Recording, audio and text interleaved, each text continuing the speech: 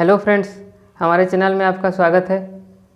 पिछले वीडियो में हम यूनिट्स एंड मेजरमेंट्स के कुछ एग्जाम्पल सॉल्व किए थे।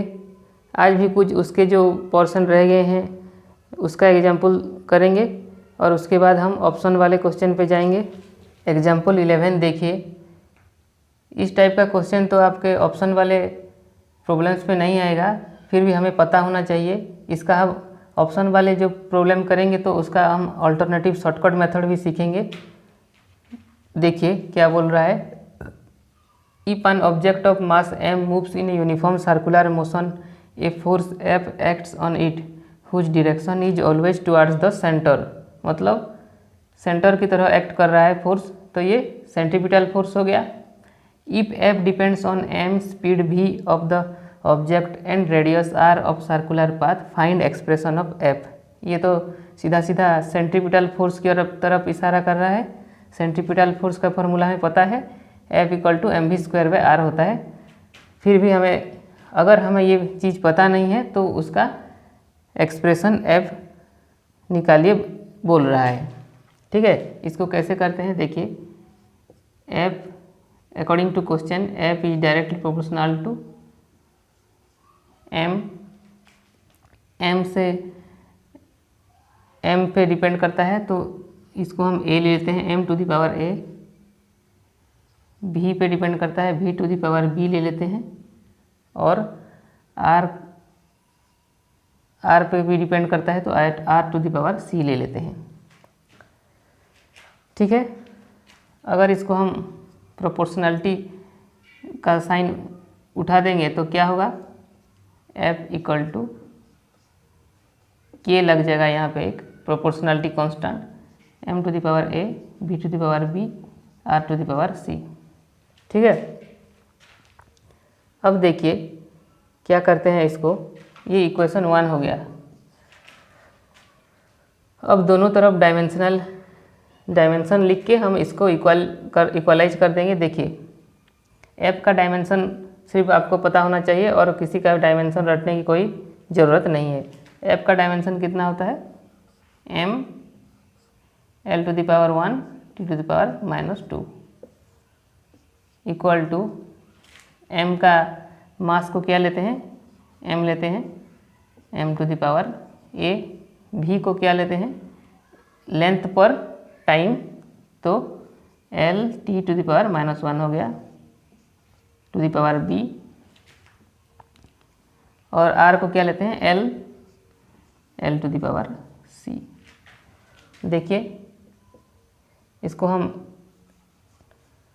और थोड़ा सिंप्लीफाई कर लेते हैं। m to the power a हो गया, l टू दी पावर कितना हो जाएगा, ये देखिए l to the power b और l to the power c भी है तो b + c हो जाएगा।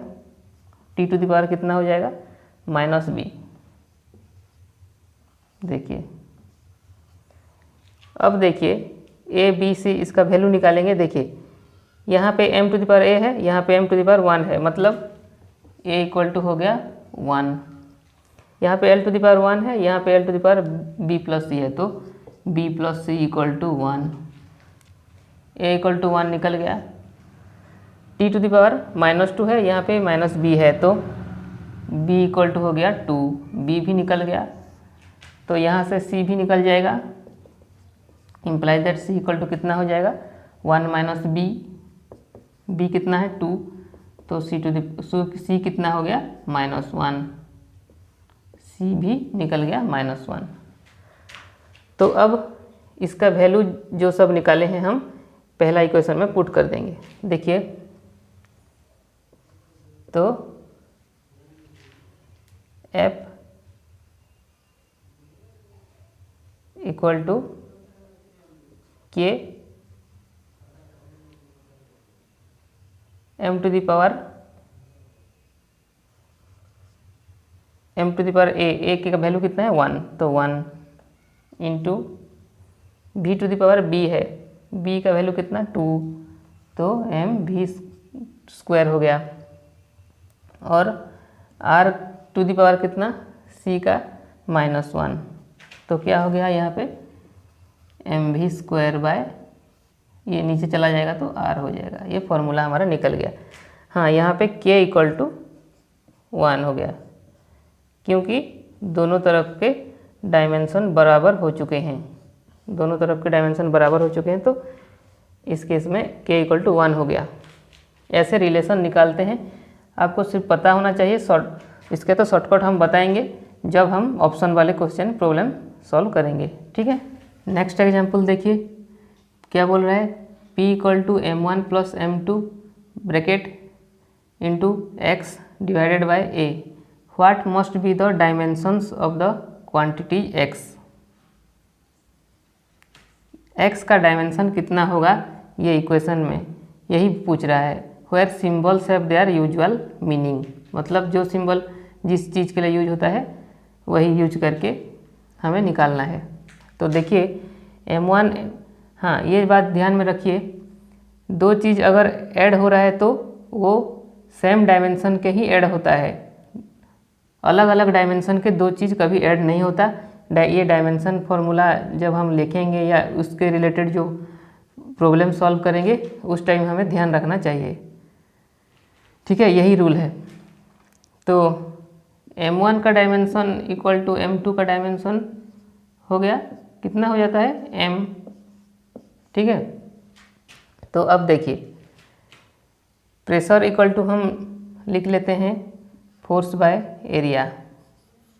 Pressure equal to force by area होता है इक्वल टू, इसको हम m ले लेते हैं डायरेक्ट, m1 + m2 जो है उसको m ले लेते हैं। x का हमें निकालना है और नीचे एरिया। देखिए ये दोनों का डायमेंशन पुट करके कॉट करने की कोई ज़रूरत नहीं, ये ऐसे भी हम दो एरिया टर्म को ऐसे कैंसिल आउट कर सकते हैं यहाँ से डायरेक्ट। तो अब देखिए कितना आसान हो गया। x का हमें डायमेंशन पता करना है, फोर्स डिवाइडेड बाय, फोर्स का डायमेंशन कितना होता है मैंने बोला था mL/-2 होता है डिवाइडेड बाय m। तो कितना निकल आया L/-2 जो कि एक्सेलरेशन का डायमेंशन है, एक्सेलरेशन।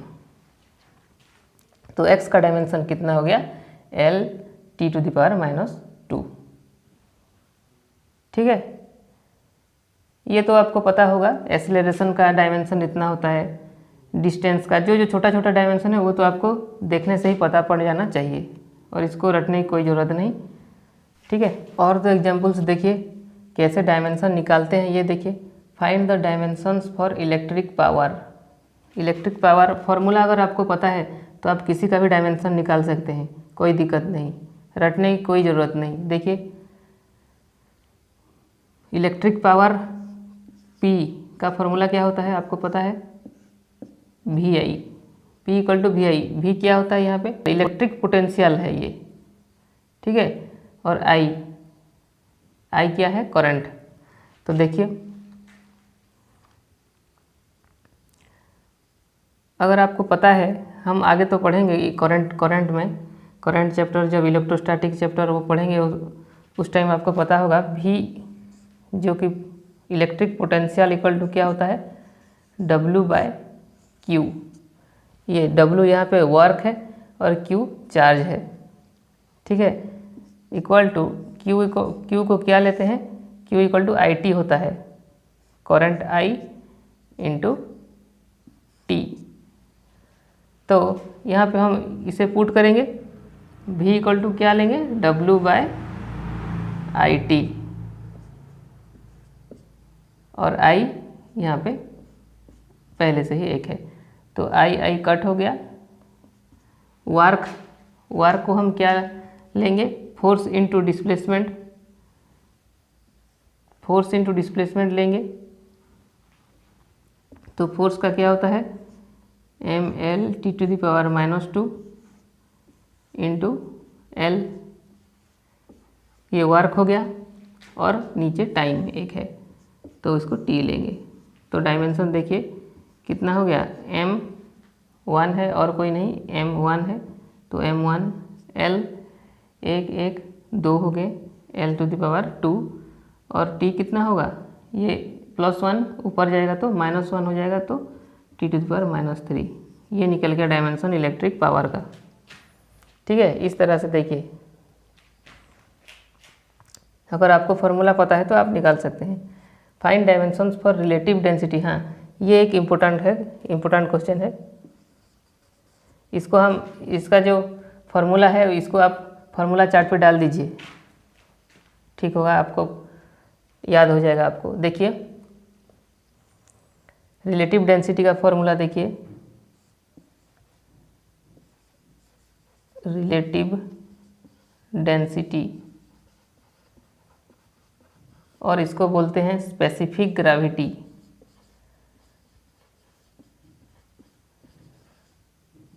स्पेसिफिक ग्रेविटी भी बोलते हैं इसको।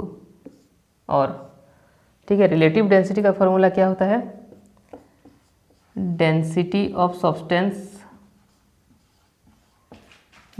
Substance divided by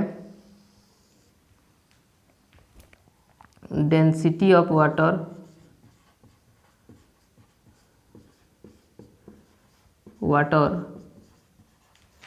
eight 4 degree centigrade. Density of water at 4 degree centigrade. 4 degree centigrade पे डेंसिटी, वाटर का डेंसिटी सबसे मैक्सिमम होता है, उसके बाद डेंसिटी कम होना चालू होता है। यह आगे थर्मोडायनेमिक्स में पढ़ेंगे।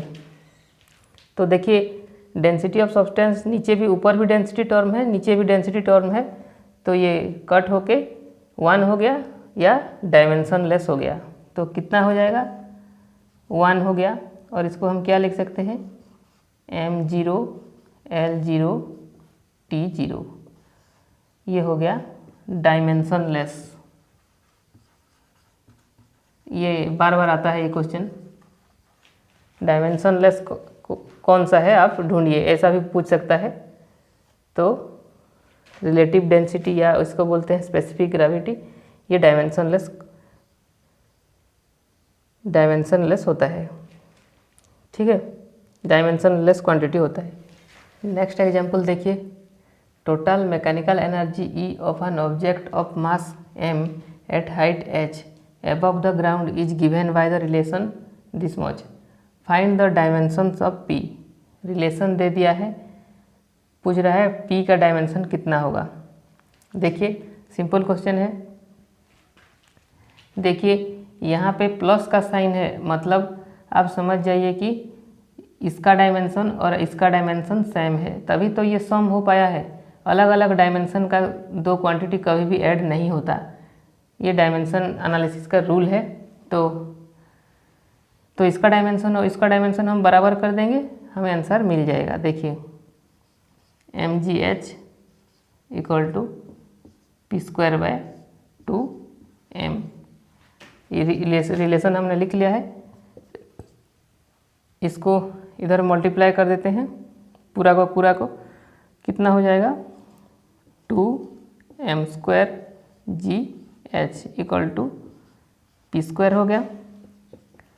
तो p का हमें चाहिए, तो क्या हो जाएगा, हमें, हाँ हम डायमेंशन, जब डायमेंशन निकालेंगे तो कांस्टेंट टर्म को हम नहीं लेते। तो देखिए p = कितना हो जाएगा, 2 को हम नेगलेक्ट कर लेते हैं, और इसका स्क्वायर रूट कितना होगा, m होगा, और gh स्क्वायर रूट के अंडर रहेगा। तो देखिए m का डायमेंशन हमें पता है कितना, m मल्टीप्लाइड बाय g का और h का डायमेंशन कितना है, ये तो एक्सेलरेशन ड्यू टू ग्रेविटी है, तो वही एक्सेलरेशन का डायमेंशन लगेगा L⁻⁻2 इंटू h का L, तो whole to the power half हो जाएगा। देखिए तो m को हम m ऐसे ही रहने देते हैं, L कितना होगा, ये 1 2 हो गया, 2 × हाफ 1 हो गया, और t कितना होगा -2 इंटू हाफ -1 हो गया। ये हमारा डायमेंशन हो गया p का। p क्या होता है मोमेंटम, तो ये निकल गया। इस तरह से आप बड़े ही आसानी से, अगर आपको फार्मूला पता है, ये हालांकि ये तो गिवन था फार्मूला, ठीक है, इस टाइप से आप डायमेंशन निकाल सकते हैं। एग्जाम्पल 16 देखिए, और एक रिलेशन निकालने वाला एग्जाम्पल देखिए, क्योंकि इसका फार्मूला बहुत ही इम्पोर्टेंट है तो इसलिए मैंने इसको डाला है। देखिए, the time period t of oscillation of a simple pendulum depends upon following quantities. क्या क्या क्वांटिटीज हैं? Length of pendulum l, mass of bob m, acceleration due to gravity g, dimensionless constant given है 2 pi. Derive an expression for t using dimensional method. हालांकि हमें formula तो हम आगे पढ़ेंगे, फिर भी हम, अगर हमें पता नहीं तो कैसे डायमेंशनल एनालिसिस को यूज करके कैसे हम रिलेशन निकालते हैं, देखिए, आपको पता होना चाहिए। देखिए, अकॉर्डिंग टू क्वेश्चन t किस किस पे रिलेटेड है या डिपेंड करता है?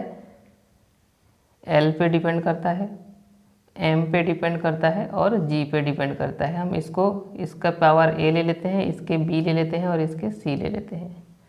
अगर हम प्रोपोर्शनलिटी साइन को ओमिट करेंगे तो क्या हो जाएगा? t equal to 2 pi, given है constant 2 pi l to the power a, m to the power b और g to the power c। ये इक्वेशन 1 हो गया हमारा, ठीक है।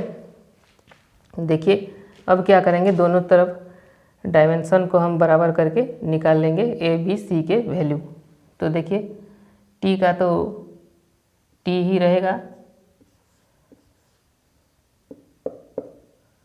इक्वल टू l का तो l ही होगा, l to the power a हो गया, m का भी m to the power b हो गया, g का कितना होता है, ये एक्सेलरेशन ड्यू टू ग्रेविटी है तो l t to the power -2 उसका होल c हो गया, ठीक है।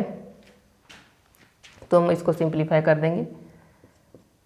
पहले m लिख लेते हैं, m का b, l का, देखिए l 2l है, l to the power c भी है, l to the power a है, तो l टू द कितना हो जाएगा, to the power a plus c हो जाएगा। और t का देखिए, t का -2c हो जाएगा। अब देखिए, यहाँ पे m नहीं है, मतलब m पर पावर कितना है 0, यहाँ पे b है तो b इक्वल टू 0 निकल गया, ठीक है। a plus c equal to, यहाँ पे l भी नहीं है तो 0, तो a plus c equal to 0 हो गया, एक इक्वेशन निकला। t यहाँ पे 1 है, यहाँ पे -2c है, तो c इक्वल टू कितना हो जाएगा, -2c इक्वल टू 1 हो गया,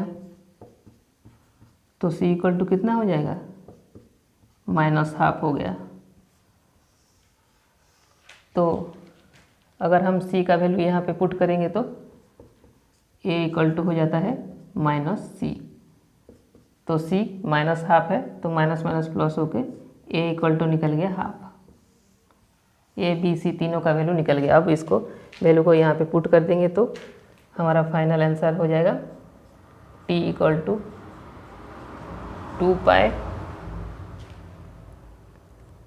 m to the power b, तो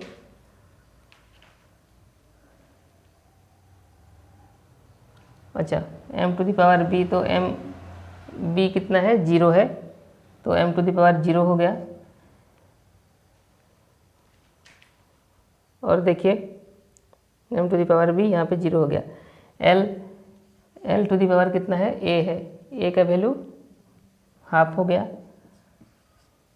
और g to the power c है, c का वैल्यू -½ हो गया। तो m यहाँ पे ज़रूरत नहीं है, तो फाइनल आंसर कितना आ जाएगा, 2 पाई l/g का रूट, √l/g, 2 पाई l/g। 2π√L/g। ये निकल गया हमारा time period of pendulum, oscillating pendulum. इस तरह से हम इसको रिलेशन को निकाल सकते हैं। चलिए अब हम कुछ ऑप्शन वाले क्वेश्चन पे जाते हैं। देखिए, in a vernier callipers 10 VSD coincides with 8 MSD, then the least count of vernier calipers is. Given है 1 MSD इक्वल टू 1 mm। ठीक है, तो वर्नियर कैलिपर्स का लिस्ट काउंट का फॉर्मूला हमें पता है, क्या होता है 1 MSD minus 1 VSD। Vernier calipers का लिस्ट काउंट का फॉर्मूला क्या है 1 MSD माइनस 1 VSD। ये तो हमें पता है। क्वेश्चन क्या बोल रहा है 10 VSD कोइंसाइड्स विथ 8 MSD। तो देखिए यहाँ पे क्योंकि गिवन है 1 MSD equal to 1 mm given है, तो हमें MSD के टर्म पे लाना होगा।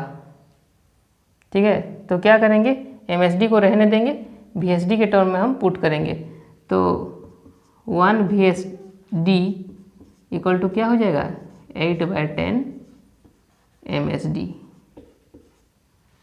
ठीक है, तो देखिए 1 MSD रहने देते हैं इसको, क्योंकि सारे हमें MSD के टर्म में लाना है। 1 VSD इक्वल टू 8/10 MSD। तो देखिए 1 माइनस 8/10 कितना हुआ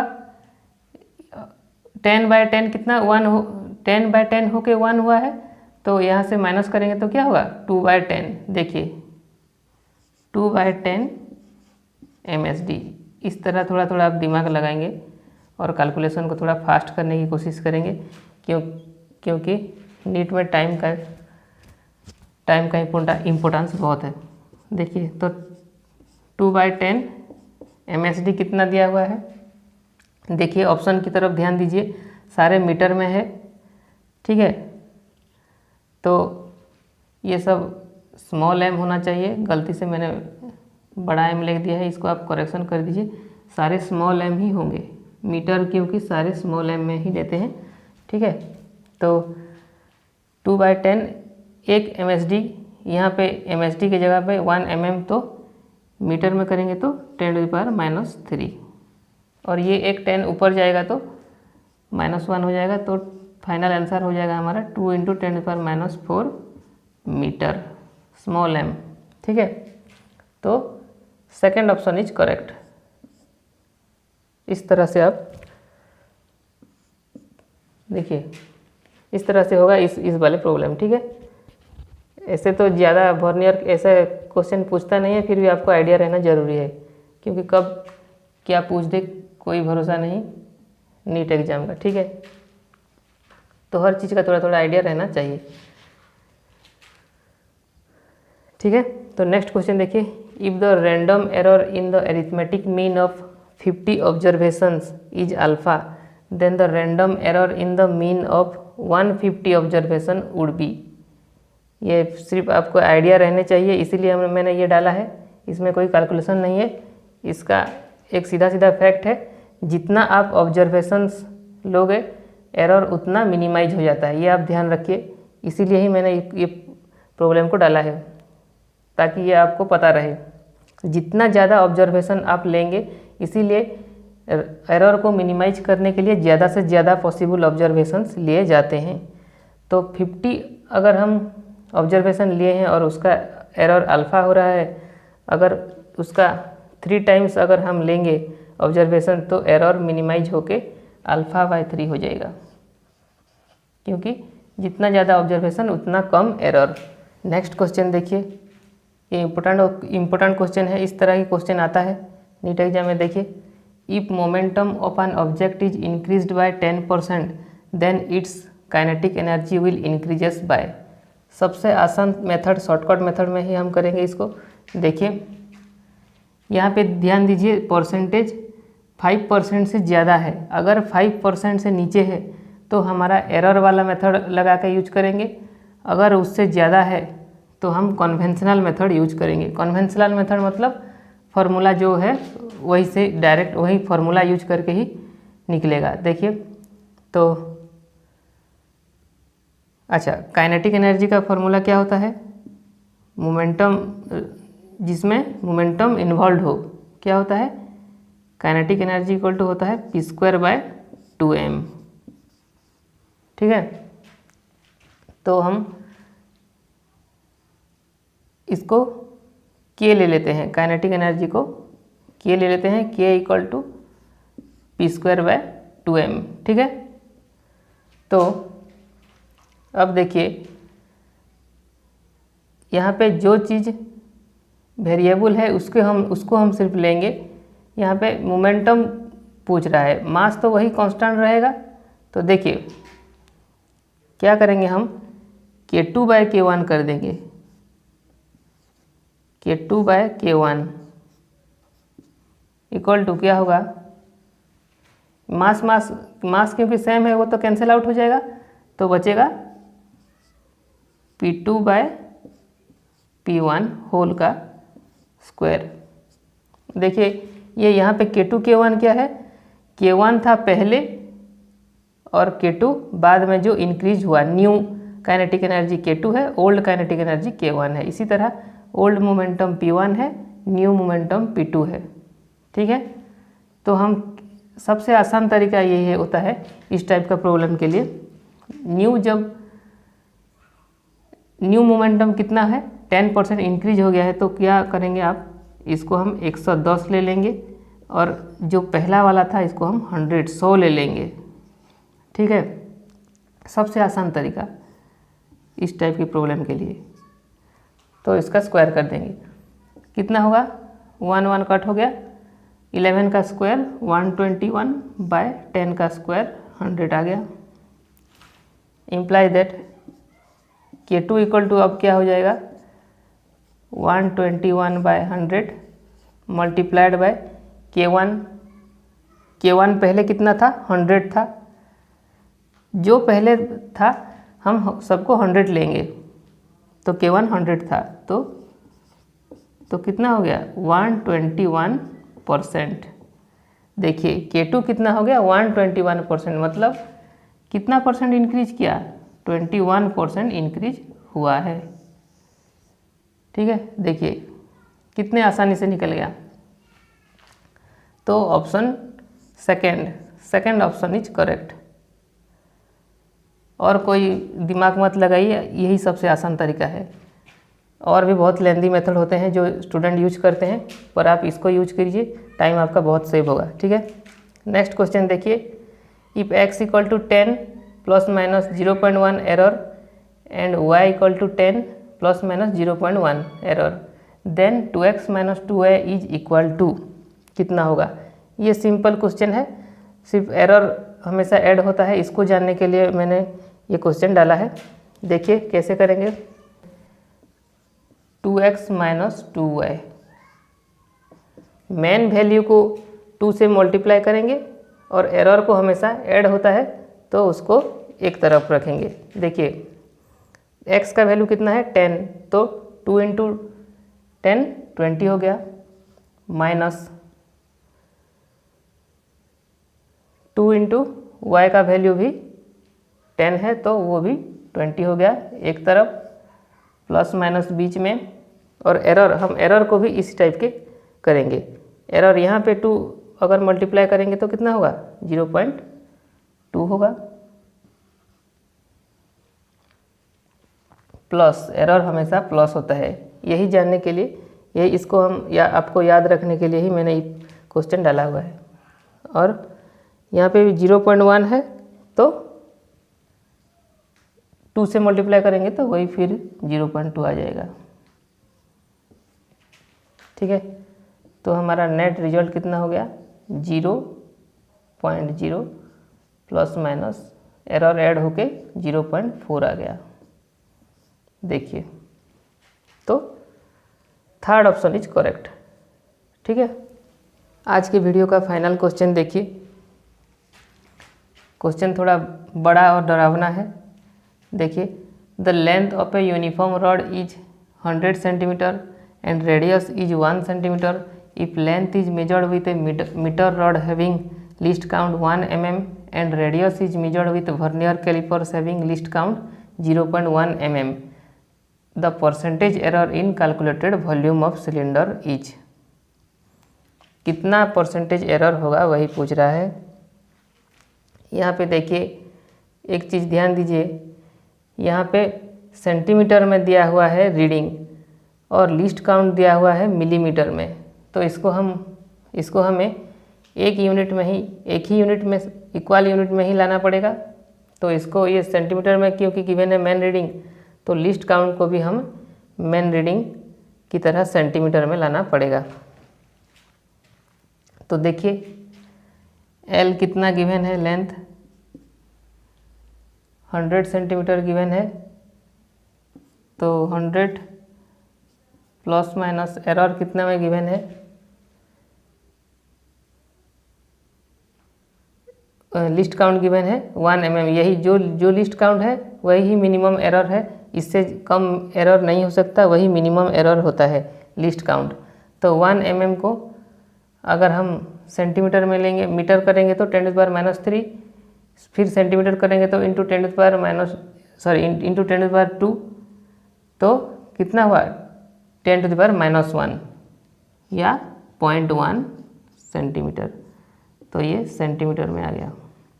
इसी तरह रेडियस का रीडिंग कितना दिया है, main reading 1 centimetre plus minus error कितना दिया हुआ है, उसका लिस्ट काउंट कितना दिया हुआ है 0.1 mm। तो इसको भी 0.1 इंटू 10⁻⁻1 हो जाएगा, तो कितना होगा 0.01 सेंटीमीटर में आ गया ये। ठीक है। वॉल्यूम का हमें फार्मूला पता है, volume of cylinder equal to πr²L। ये वॉल्यूम ऑफ सिलेंडर का फार्मूला होता है, चाहे तो आप फार्मूला चार्ट पे ऐड कर दीजिए। ठीक है। तो अभी यहाँ से हम एरर इक्वेशन निकालते हैं, क्या होगा डेल आर नहीं, वॉल्यूम निकालना है ना, तो डेल V बाई V होगा, del V by V equal to constant term को इग्नोर करते हैं और पावर टर्म को लेते हैं।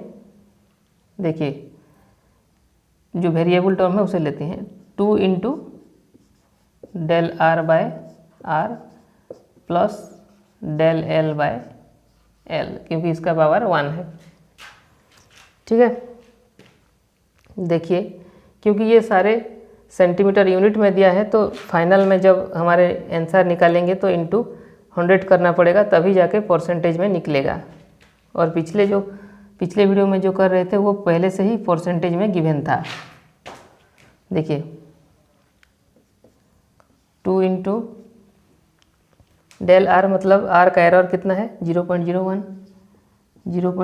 डिवाइडेड बाय आर का मेन रीडिंग कितना है 1, प्लस डेल एल, मतलब एल का एरर 0.1 डिवाइडेड बाय एल का मेन रीडिंग 100 है।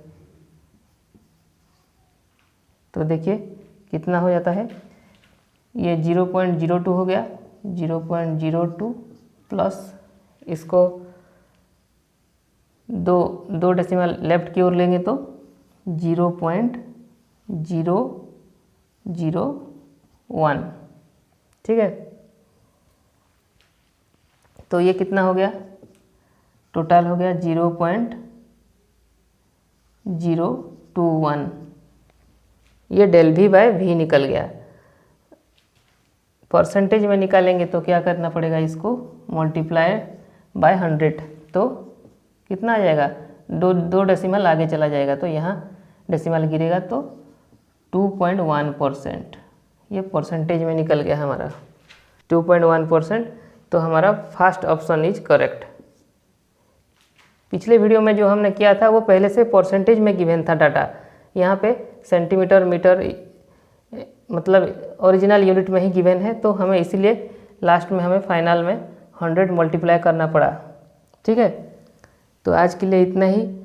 नेक्स्ट वीडियो में हम इसके और अच्छे अच्छे प्रॉब्लम्स करेंगे और नए नए शॉर्टकट टेक्निक सीखेंगे। तो हमारा वीडियो आपको कैसे लग रहा है आप कमेंट करके बताइए। अगर वीडियो पसंद आया तो लाइक कीजिए, चैनल को सब्सक्राइब कर दीजिए।